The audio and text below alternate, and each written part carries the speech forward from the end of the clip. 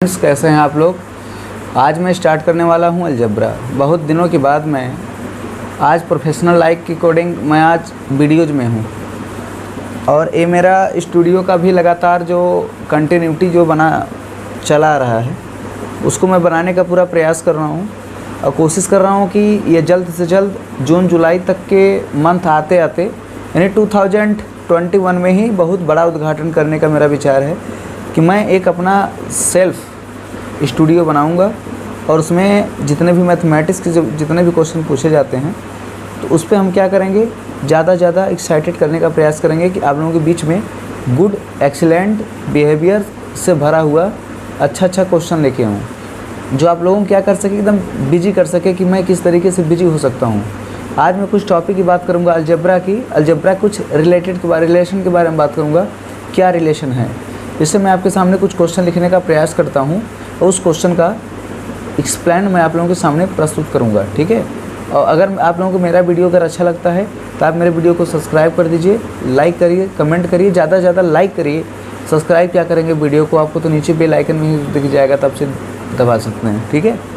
अगर मेरा वीडियो अच्छा लगता है तभी सब्सक्राइब करिएगा, ना अच्छा लगे तो कोई बात नहीं है। तो dear friends, I am Laukush Agrawal. मैं बात कर रहा हूँ आज मैथमेटिक्स कि किस तरीके से इसको कंप्लीट करना है और मैथ के ऊपर क्या किया हूँ, ज़्यादा रिसर्च करने का प्लान सोचता हूँ। यह किस तरीके से कंप्लीट होगा इसके बारे में आप लोगों को बताऊँगा। चलिए स्टार्ट करता हूँ विदाउट समय का इन्वेस्ट करते हुए। आपके सामने सीधे क्वेश्चन को कंप्लीट करना है, ठीक है। आप बताओ, ये आपका 1/x प्लस 1/y है। अब ये तो क्वेश्चन आसान है। कई सारे टीचर्स, कई सारे लोग क्या करते हैं, इस क्वेश्चन को लगाने का पूरा प्रयास करते हैं, लगा भी लेते हैं, बता भी लेते हैं, पूरी तरीके से बता लेते हैं, लेकिन जो चीज़ के अंदर की कुछ बातें जो छिपी हुई है उसको ज़्यादा शो नहीं करा पाते। शो कराने का मीन ये हो गया कि उसको बता नहीं पाते। आज मैं इसी ट्रिक के बारे में बात करूँगा। हेलो फ्रेंड्स, आप लोग देख पा रहे होंगे कि ये आपका x है, ये आपका y है। ये दोनों आपस में ही क्या बनाते हैं, वेरिएबल।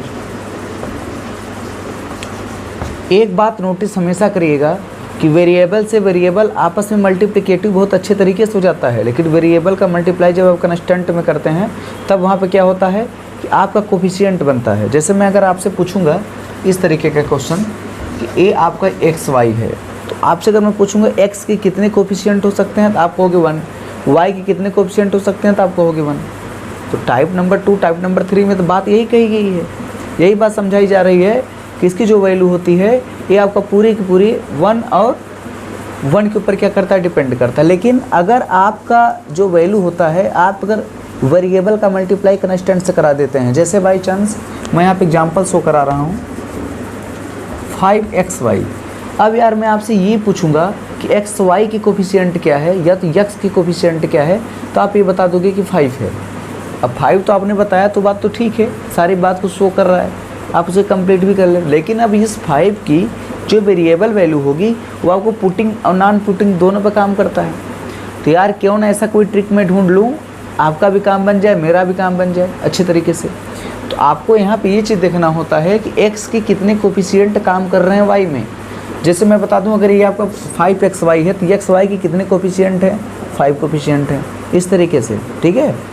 अब बात करते हैं, जैसे आपसे कभी भी पॉलिनोमियल से क्वेश्चन उठा लेता है। देखो मैं अभी बात कर रहा था वेरिएबल कंस्टेंट का, लेकिन पॉलिनोमियल में क्यों गया, क्योंकि वहाँ पर मुझे जाने ज़रूरी है। हम वहाँ पर अगर नहीं जाएंगे तो ज्ञान आपकी अधूरी हो जाएगी, यहीं कहीं जस का तस पड़ा रह जाएगा। समझ में आ रहा है। हमारे कहने का मीन ये है कि अगर आपके पास, देखिए वेरिएबल को समझाने का स्टाइल जो आपके पास है आप उसको अपने जेब में रखो, क्योंकि यहाँ पर क्या है, ना कोई मेथड काम करेगा ना कोई टेक्निक, क्योंकि ये साइंटिफिक रीजन से बनाया हुआ क्वेश्चन है। अगर मैं आपसे बात करना चाहूँ xy inverse 10 plus 2y inverse 10 plus c equal to 0, यार काफ़ी सारे मैथमेटिशियन होंगे, मैथ को लगाते हैं, मैथ को समझते हैं, लेकिन ये जो ट्रिक है ये सीधे आपको फेल कर देगा।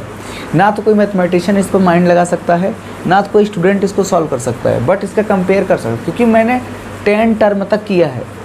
आपने भी 1 टर्म तक पढ़ा, आपने कहा मोनोमियल है, 2 पढ़ा पॉलिनोमियल है, 3 पढ़ा क्यूबियल है, ट्रिनोमियल है, क्वाड्रेटिक है, नॉन क्वाड्रेटिक है, सब ग्रुप है, नॉन ग्रुप है, क्या कुछ नहीं है। आप लगाने का पूरा प्रयास करो, आपका आंसर आएगा। लेकिन कुछ लोग क्या करते हैं, यहाँ तक पहुँचने से पहले ही आत्महत्या हो जाती है उनकी, आत्महत्या, साफ बात बता दे रहा हूँ, आत्महत्या कर लेते हैं ऐसे क्वेश्चन को देख करके, क्योंकि उनको रूल नहीं पता।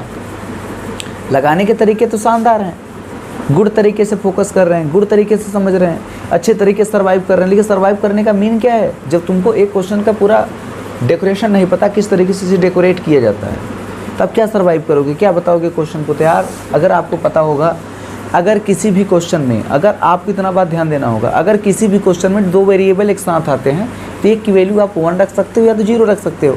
0 किस टर्म पर रखोगे? जब आपका जो आपका क्रैमर रूल है ना, क्रैमर रूल, आप कहोगे तो सर मैट्रिक्स में है, तो मैट्रिक्स में नहीं है, मैथमेटिक्स में भी है, यहाँ पर भी आपका काम करता है क्रैमर रूल। आप एक्स वाई फॉर्म को किसी एक सब्जेक्ट को या तो 1 मान लो या तो 0 मान लो, जो आपको कंडीशन। यार अच्छा आप ये बता दो, अगर मैं इसमें y की 0 मान लेता हूँ, y equal to 0, let us we know that x into 0/10। अब ये वैल्यू आप कहोगे अपान 10 क्यों हुआ? अपान 10 होने की बात ही कही क्योंकि कोफिशिएंट की अपान हो जाता है। क्रैमर रूल हमेशा पावर को ही अपान कराता है। अब बताओ, अगर आपका 10 अगर हो जाता है तो 2y के कितने फॉर्म कंप्लीट कर सकते हो? क्योंकि 10 है। कुछ लोग क्या करते हैं, ऐसे मानते हैं y inverse 10 equal to y। This is wrong, गलत मेथड है। आपको हमेशा क्या करेगा, धोखा देगा, आप नहीं समझ पाओगे इस तरीके के क्वेश्चन कैसे कंप्लीट करते हैं। ठीक है, इस तरीके से क्या है, अभी मैं स्टूडियो का शुरुआत कर रहा हूँ, आग लगा दूंगा इसी बस्ती में, जिस बस्ती मैथमेटिक्स का नाम नहीं है। अब बताओ, कुछ लोग क्या कहते हैं, यार मैथमेटिक्स बताने के तरीके बड़े हाई फाई होते हैं, समझ में नहीं आ रहा है। क्यों दीवाने हैं? ये आपके ऊपर डिपेंड है कि आप किस तरीके से क्वेश्चन को सॉल्व करोगे। अब मैं क्या करता हूँ, आपको क्वेश्चन बताता हूँ। क्वेश्चन बताने से पहले मैं क्या करता हूँ, समझा देता हूँ 1 बार 2 बार 3 बार 4 बार। यार लगातार इस तरीके से क्वेश्चन को किस तरीके में तुम बदलो कि तुम्हारी वैल्यू सस्पेंस में ना करके एकदम एक्साइटेड बने। आप क्या करते हो, उस वैल्यू को भी नहीं समझ पाते हो। वैल्यू को टर्मिनेटिंग फॉर्म से लेकर के जितने भी बड़ी बड़ी फॉर्म तक अगर आप पहुँचाओगे तो आपका वैल्यू जीरोज नहीं होगा, न तो नॉट बढ़ेगा, आपकी वैल्यू सेपरेट होकर के आगे बढ़ सकता है। समझ में आ रहा है? वो वैल्यू आपका सेपरेट होके आगे बढ़ सकता है, क्योंकि आप क्वेश्चन को जब बढ़ाते हो तो क्वेश्चन को बढ़ाते समय आपके पास मेमोरी डीएक्टिवेट हो जाती है। जब आपकी मेमोरी डीएक्टिवेट हो जाएगी तो आपके पास क्या बचेगा, केवल सस्पेंस बच जाता है। ठीक है, ऐसे मेरा वीडियो देखते रहिए आप लोग, उसे लाइक करिए, सब्सक्राइब करिए, कमेंट करिए। और मैं फिर जून जुलाई 2 ऐसा महीना है, मंथ है, मैं अपना एक स्टूडियो बना करके लगातार मैं तैयार कर दूँगा। ठीक है, और मैं अच्छे तरीके से डेली बाय डेली मैं वीडियोज़ को लाता रहूँगा। तब तक के लिए अगर आप लोग मेरे चैनल पर अगर नए हो तो आप उसे सब्सक्राइब कर लेना। अच्छा लगे वीडियो तो उसे ज़्यादा से ज़्यादा कमेंट करो, ताकि मेरा जितने भी कंपेयरिंग मेथड है मैं अगले स्टूडियो में लाता रहूँगा। ये मेरा ट्रेलर है। ठीक है, अभी तो इतिहास खड़ा होगा, आप आगे आगे देखते रहो। ठीक है, तो मैं सभी लोगों को शुभ रात्रि, नमस्कार। ठीक है।